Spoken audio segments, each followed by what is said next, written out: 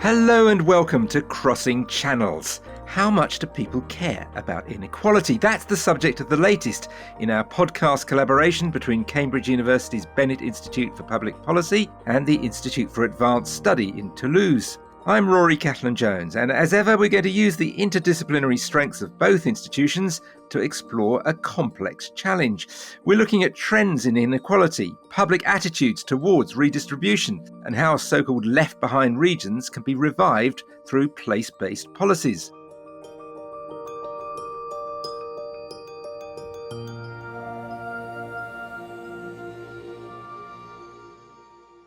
To explore these issues today, we have Charlotte Cavaillé from the IAST.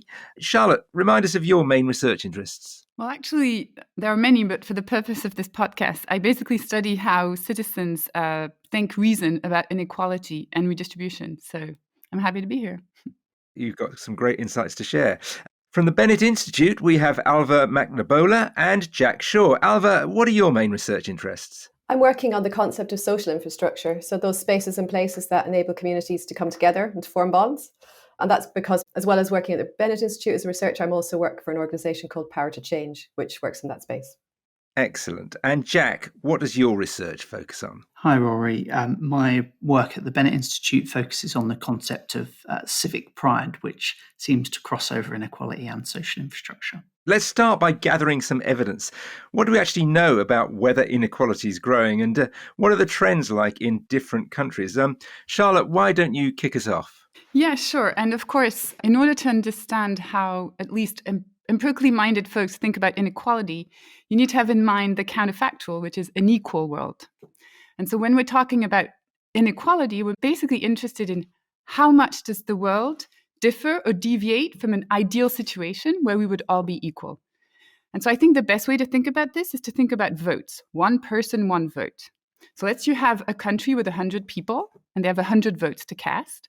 An unequal situation is when one voter might have 2 votes, another one might have 5 votes, other voter have 0 votes.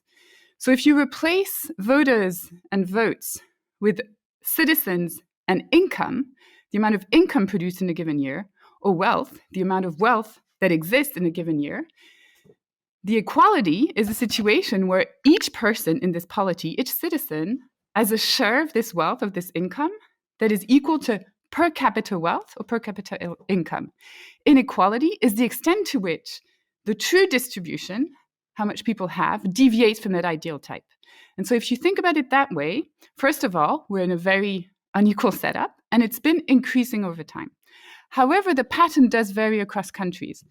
So let's talk about market income. So it's whatever economic resources were generated through market activities. And that can be you going to work, but it could be also whatever income, your savings that you've put by buying stocks, for instance, have generated in a given year. So over time in the UK, the inequality in who basically gets a biggest share of that market income has increased over time. It's kind of stopped that increase since the Great Recession. The US is very different. It's kept growing even after the Great Recession. Ailbhe, you've done a lot of work on regional inequality. What are the trends there? I've been doing work, but also the UK government's been doing quite a lot of work on this in the Levelling Up White Paper, exploring actually what is happening with inequality in the UK. And the summary is that it is getting worse in that regional sense as well. So Charlotte was speaking about individual inequality between people and how much access they have or how their share of the proportion of income. But also there's a huge disparity in the UK between the richest and poorest places and between the sort of life chances, levels of health, etc., between places in the UK. And that has been growing over time. And is that starkly worse than, say, it was in the 1970s, 1980s? As someone who was reporting on the death of, for instance, the coal industry in the UK and the feeling that manufacturing jobs were disappearing, that seemed to be a pretty stark period in terms of certainly regional inequality. Great swathes of the UK seeming to be much poorer than, say, the southeast. Has that trend changed at all over the last 40 odd years? Disappointingly, no. So it has been getting worse. And essentially, we're in a situation where the UK is the highest regional inequality in Europe. And it's often compared to the situation between East and West Germany at the time of German unification, where you had huge disparity within a country between the richest and poorest areas. So it is quite a stark problem that we are dealing with, yes. Charlotte, if we look back 40, 50 years, it seems that certainly in the United States and in Great Britain, there's been a huge change in terms of top and bottom. So chief executives earned a decent multiple of what average workers earned back in the 60s, 70s, 80s, but now they earn an extraordinary, fantastic multiple. Do we know what's driving that? Basically, the nature of capitalism has changed. There was a way to organize production before that used to make it much harder for CEO to get away with much bigger wages than the rest of the firm. That has changed. And so there's a long list of possible changes. I'll just mention two that I find interesting. So one of them, for instance, is think about the industrial age as the CEO with its workers in the firm. They need each other to be able to produce something. They're in the same company. And so if the workers strike, the CEO is stuck. It's got a bunch of machinery that it can't use. And so the bargaining power of labor was much higher within that kind of industrial structure. If you move to a post-industrial system, where a lot of these industries kind of moved outside and you get a more service-based economy, in this setup, all the white-collar workers, high scale, are working in the same firm. The labor is no longer so complementary with the labor of blue-collar workers. They're not in the same firm.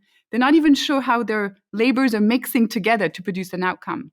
So the bargaining power of blue-collar workers went down, and they were no longer able to share the profits more equally. And so these white-collar workers, up to the CEOs, were basically able to set their wages in a way that better served their interests. The other mechanism is the way in which CEOs have become these superstars in these globalized markets, where they get courted by different firms across the world. So the marginally better CEO will be courted by a company. And how do you court them? You give them stock options, you give them higher wages. It's the superstar phenomenon that we see in all sorts of contexts. Exactly, the superstar phenomenon. And because these superstars are rewarded through these specific pay packages that reward these short-term profits and short-term increases in the stock prices, which is again another feature of this kind of new post-1970s form of capitalism, they kind of got the best deal, more bargaining power and a pay that could be easily kind of cashed in and generating these huge salaries. So here's the trend. We're seeing this big increase in inequality. Why should we, politicians, policymakers, we as voters, why should we care about it? There is a view that it's the sign of a dynamic economy. This sort of superstar phenomenon that we saw is just good for everybody. It's what some people call trickle-down economics. Charlotte. There's a whole section within the OECD who are producing research on why inequality is bad. And it's really hard to show, but there's this claim that actually high inequality feeds back into the economy and to the polity in a way that undermines things we care about. So it actually undermines growth in the long run. It undermines political stability, et cetera. Showing this empirically is really hard. So when I talk to students, for instance, say, from a normative perspective, we are societies that are obsessed with equality. And so the more we deviate from that, the more problematic it is. Why are we obsessed? Because actually capitalism works on its idea that we can all equally stand a chance, have the potential to become CEOs one day. We have to start from some more or less equal baseline in order for this ideal of a capitalist society that's dynamic to work. We care about equality because we're a one person, one vote polity. We should care just because we are societies who care about equality, and deviating from it is problematic. I think of inequality as temperature. When I take your temperature, if your temperature is high, I know something's wrong. Inequality is evidence that something has gone askew in the kind of political economic system we're in. So at a minimum, you need to pay attention to it as evidence that maybe we're not on the right track. Ailbhe, what does your research show about why it matters? There's economic reasons as well as, but very also strong social cohesion reasons to think we should care about inequality. I mean, your question was around why politicians and policymakers and voters should particularly care. And I think actually we know that they already do, in that this government, was elected on a platform of tackling regional inequality in this country. Levelling up was a big part of the current government's platform, and voters still care about that very much. There's obviously been a lot of debate this year about whether or not that is the right policy to be focusing on. But there was a large-scale survey in October of this year, 20,000 people in the UK, conducted by UK in a Changing Europe, found that the majority of those people did think that it was important to have some redistribution of income from the less well-off to the better well-off areas. So people do care about the places where they live. They care about the pride in place that they have. They care about feeling that everywhere has got wherever you are in the UK, you've got a chance. And I do think that's actually something that's resonated quite strongly with voters and is for that reason very important for politicians to keep an eye on. Jack, why does it matter that some parts of a country do better than others? I mean, that's natural, isn't it? You look at Silicon Valley in the United States, it's going to do better than the rest of the United States. And if you try to hobble it, there could be unintended consequences for everyone. Yeah, so I don't think it's about not supporting those regions that are performing well. I think in the UK context, London and the South East perform particularly well in terms of the economic growth that they promote. But it is about supporting those regions that have that disadvantage. And I think that's where we need to place our emphasis. And if I can just go back to your question in relation to why politicians should care about this, I think trust is a really important concept as well in this. And we see a kind of vicious circle in some ways where the lack of trust makes it harder for them to implement and put forward bold policies, and tackling inequality is one of those. And then the failure to do that contributes to a kind of circle of declining trust. And that's a real challenge for politicians. And I think inequality has exacerbated that. If we are in general agreement, which we seem to be, that it does matter and it matters a lot, let's now look at what actually works. What have we seen so far in terms of redistributive policies, and what is the evidence of what is effective? I think there's a lot of evidence for redistributive policies. There are approaches that governments take to bake that into their policy making. So if we look at public services in the UK, when the government sets out financial settlements, it makes specific provision available, for example, funding to send to areas that it knows are of high levels of disadvantage.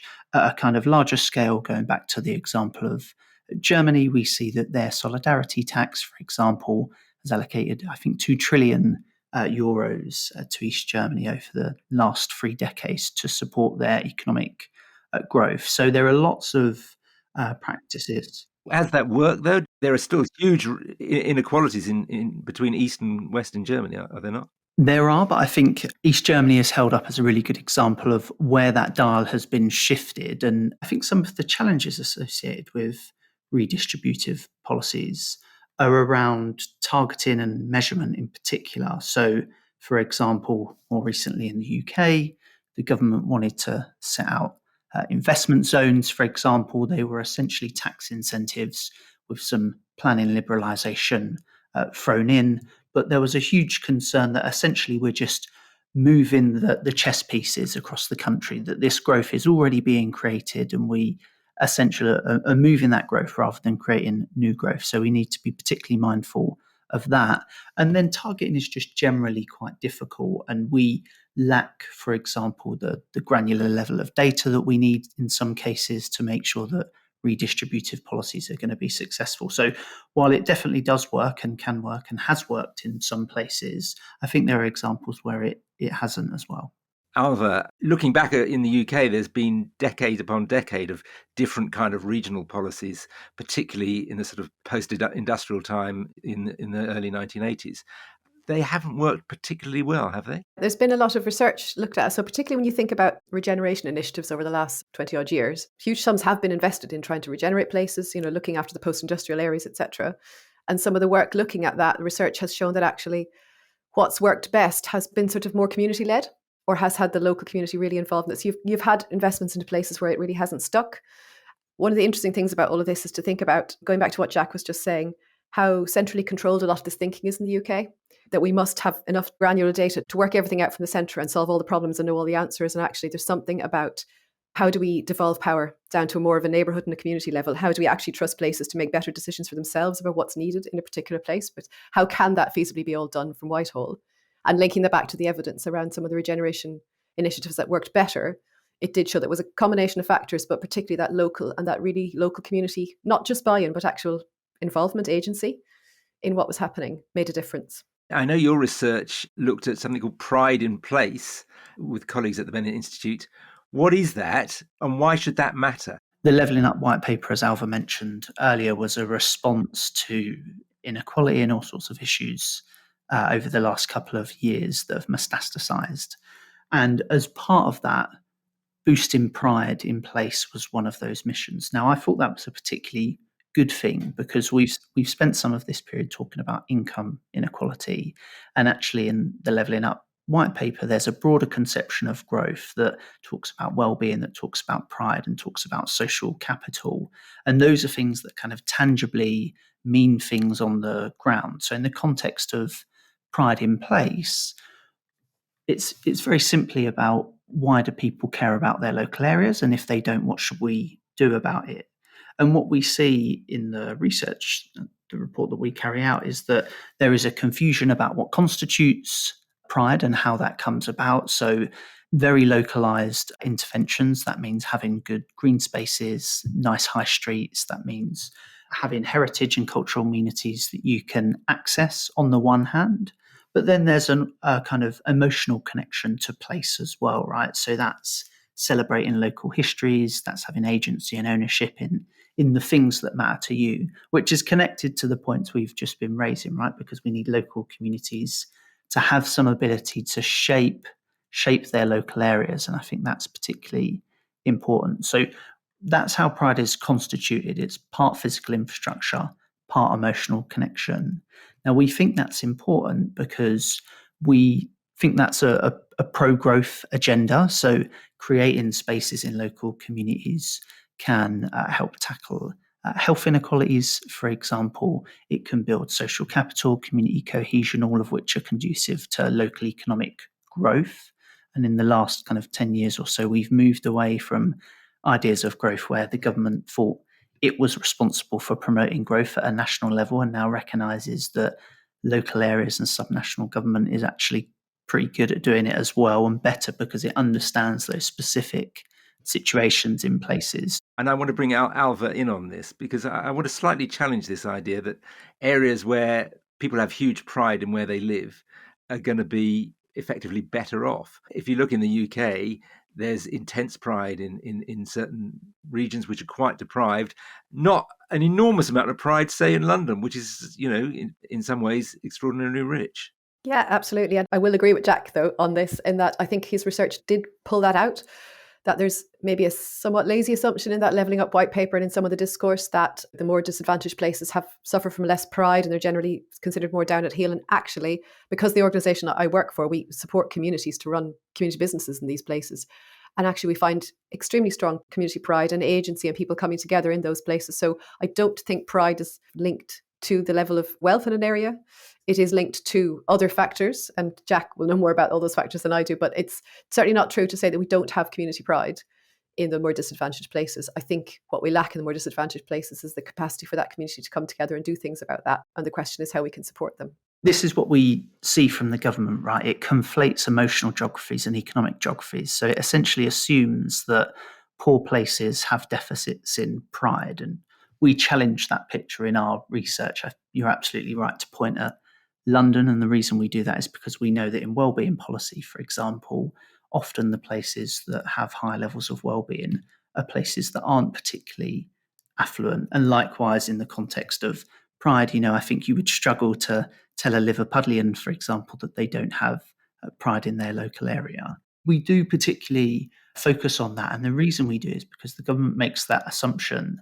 And if that's the case, then its interventions, I think, will be misplaced and we won't end up tackling some of those inequalities that we hope to do so. Charlotte, I know that your focus is not regional policy, local policy. Is there a danger, in your view, that with that focus by politicians on that area, they can forget the bigger picture? They can let overall inequality go on rising as long as they keep local politicians happy by a few schemes to build a railway or inject a little bit more development money in. When I hear about place-based redistribution, I guess what I'm slightly concerned is that I live in a country where local communities actually have a lot of power to do what they want at the local level. And actually that increases inequality. The thing with the US is they also have the power to tax themselves, so they can raise their own income to try to do their own little housing plan try to attract industry by cutting taxes, etc. And it's a bit of a zero-sum game with all different communities and states competing with each other. And some communities get really left behind by this kind of place-based, decentralized process.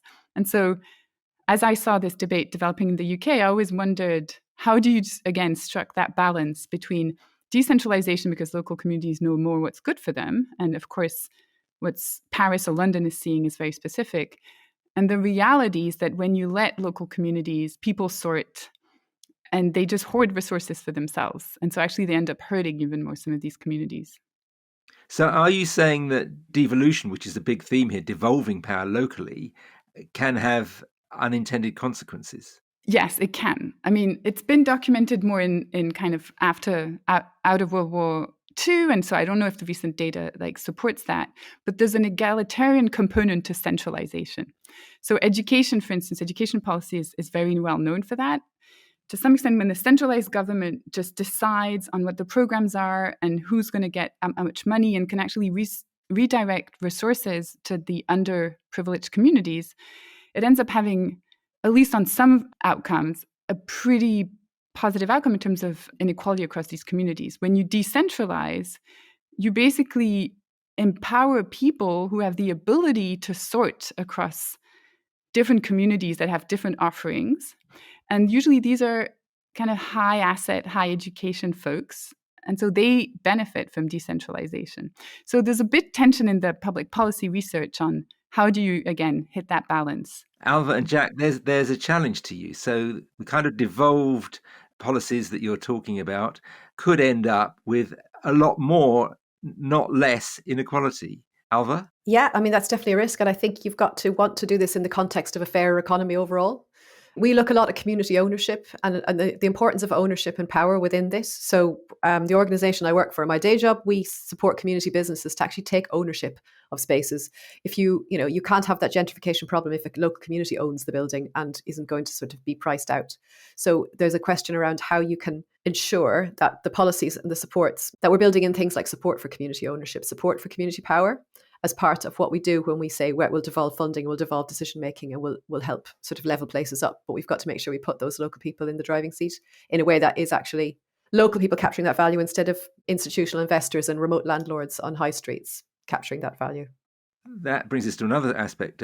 Jack, I mean, the other great force of the last 20, 30 years has been globalisation, with certainly the UK government not really caring, for example, who owned a company. The UK car industry is almost entirely overseas owned, as long as it thrived. And you seem to be saying a sense of ownership, a sense of devolved power is important. Yeah, I mean, I think on the global political stage, we are seeing some retrenchment of that globalization to some degree.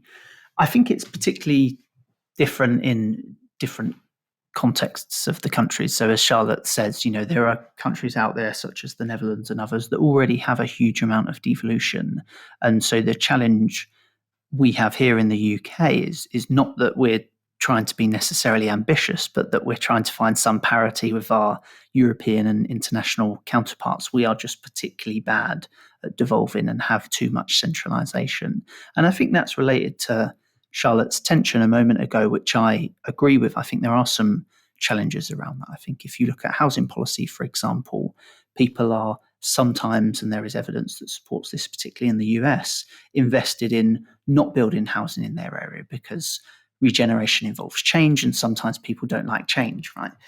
But that also assumes that the assumptions that underpin the work that the government does are benign. And what we see, for example, in the attempt of the government to tackle regional inequality here in the UK over the last couple of years is that it itself is baking in inequalities by making assumptions that might not necessarily fit. So, for example, it sets out the areas that it thinks are a priority, it funds those areas, but lots of the areas that have been deprioritized would say actually there are lots of indicators that suggest that we are deserving of investment. So I don't think it's as kind of black and white as that. I think it's quite complex in how we navigate that process of decentralization and centralization.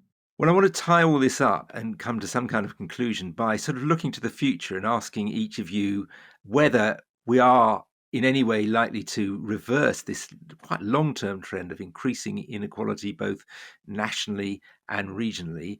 And what straws in the wind you would pluck out to suggest that things could move in the right direction? Charlotte, how do you see the next decade in terms of this debate about inequality? I'm a little pessimistic. I think of redistribution as a luxury good. It's easier to do when there's a lot of resources to go around. And I think one of the reasons actually income inequality overall in the UK has not increased in the past decade is because growth has been pretty low. There was nothing to capture, right? So on the one hand, it looks better for inequality, but on the other, without growth, again, given the kind of economic system we have, it's going to be hard to redistribute because they're going to be losers, and you can't buy off the losers through some kind of targeted redistribution to the losers so that they let some resources shift. So I'm a little pessimistic. The other thing is, in times of low growth and scarcity, I do think people are not focusing on issues that have to do with redistribution. A lot of the redistributive policies were done in periods of high growth in the 50s and 60s. And so I'm not the most optimistic on that front. Ailbhe, we're not going to go back to that golden age of the 50s and 60s where everybody got consumer durables for the first time, and there was both growth and a reasonable amount of equality. I think it's clear that phase in sort of humans' history has come to an end. But I mean, I think it's important to remember that income redistribution is not the only thing. And so we're in another profound period of social change at the moment, from the pandemic to the sort of other crises, and the term perma and poly crisis is being used a lot at the moment. And I do think there's a lot that the pandemic showed us about how local matters and how people's connection to each other matters, and potentially people reassessing what's important. I mean, I do still think that income inequality is hugely destructive, and that regional inequality is also an issue that needs to be addressed. I'd be slightly optimistic in that I think current times are showing us actually that there's a reassessment of values, and that people are thinking that fair economy is important as a growing economy. And Jack Shaw, you are principally focused on the UK. Levelling up has been the kind of government's catchphrase of the last few years. Are we going to see realistic levelling up over the next decade? So I'm quite pessimistic. I share Charlotte's view. One of the reasons I'm pessimistic is because we've been trying to tackle inequality for the last century in the UK, and the same challenges reappear, and we don't seem to learn and change our approaches. So, over-centralisation is one example of that. We see, for example, a constant policy churn in our institutions and our policies, which prevents us adopting long-term approaches that we know are kind of more sustainable and are going to benefit in terms of those rewards. And we see that in Germany. There's too much of a kind of one-size-fits-all approach in the UK, which goes back to the points we were talking about around centralisation and decentralisation. So I'm not convinced that the government has learned its lessons on that, and I think it's going too slow if it wants to tackle inequality. Well, it's quite a downbeat note on which to end this fascinating discussion on inequality and place and pride of place. That is all we have time for on this episode. Thanks to our expert panel, Ailbhe McNabola and Jack Shaw from the Bennett Institute and Charlotte Cavaillé from the IAST. Let us know what you think of this episode of Season 2 of Crossing Channels. You can contact us via Twitter. The Bennett Institute is at Bennett Inst. The Institute for Advanced Study is IAST Toulouse, and I am Ruskin147. If you enjoyed this programme, then do listen to our other Crossing Channels episodes, notably our recent edition on work and well-being. And please join us next month for the next edition, where we'll be looking at the importance of storytelling and narrative in policymaking.